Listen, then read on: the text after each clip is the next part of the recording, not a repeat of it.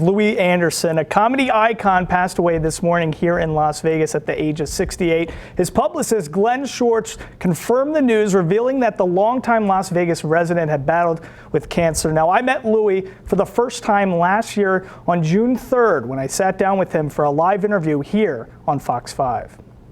You've been an actor, a comedian for such a long time, and I was looking up the first time you performed on Carson in '84. Yeah, and seems like yesterday, Mike.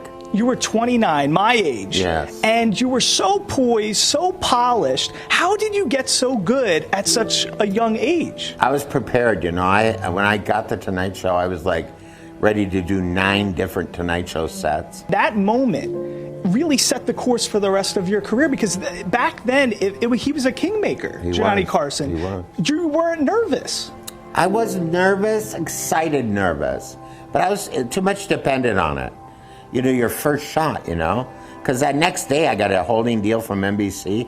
The next week I was opening for the Commodores on the Strip in Vegas. Oh my God. And my whole life changed. Before his life changed, and before Vegas, Louie was just a kid in Minnesota. The second youngest of 11 children, his father was a jazz musician, but it was his mother who inspired his comedy. A comedy competition in 1981 changed his life as Louie won the first place prize. Legendary comedian Henny Youngman hosted the competition and then hired Louie as a writer. From there to Carson and beyond, Anderson continued his rise. For 10 years here, I had my own shows, and Vegas has been very good to me. From touring to hosting Family Feud and having success as a published author, it was perhaps his Emmy-winning role as Christine, a mother of twin sons on the comedy series Baskets, that meant the most to him. I guess you can move in here until you get on your feet.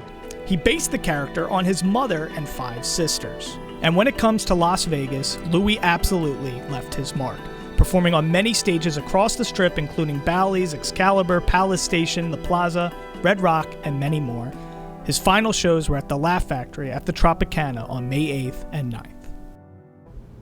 Yeah, such a sad day. He was such a good human being. You know, the entertainment world has been honoring Louie all day long on social media. Many of the mentions are consistent in honoring him for his talent and his kindness, and Anderson is survived by his 2 sisters.